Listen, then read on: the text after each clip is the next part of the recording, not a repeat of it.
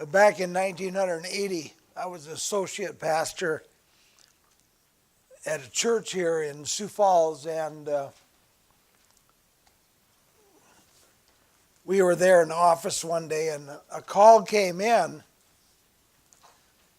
from the hospital, and they asked if somebody would come up and pray for a young man who had been in a motorcycle accident. And pastor was busy, and so he said, asked me if I would go up to the hospital and pray for this young man. And when I get up to the hospital, the parents were sitting there in the waiting room, and the young man was in the emergency room, and we were not able to go in. There was only a certain time that you could go in, every half hour or whatever it was at that time, I forget. But as I sat out there and talked to the parents of this young man and was beginning to share with them about the Lord, and I found out that they at one time had accepted Christ as their Savior, but they had not been serving Him for a long period of time. And so as I sat and shared with them, they both rededicated their lives to the Lord.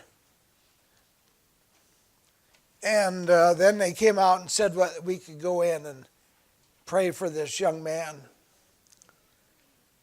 And we went in there, and his head was swollen up.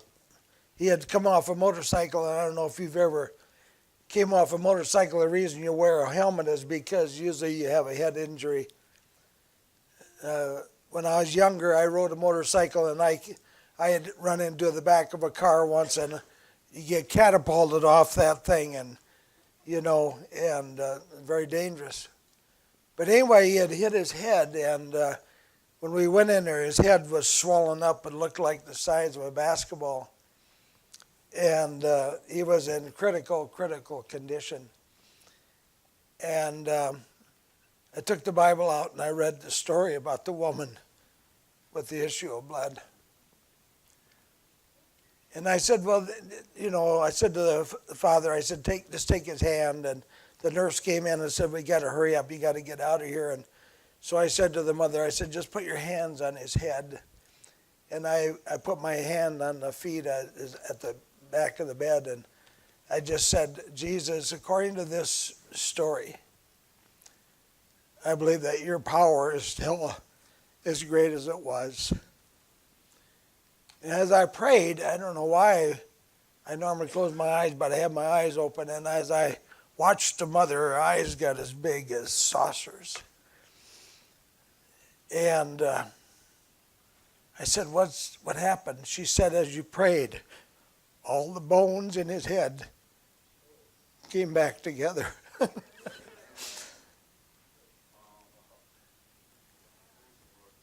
few days later, I went to see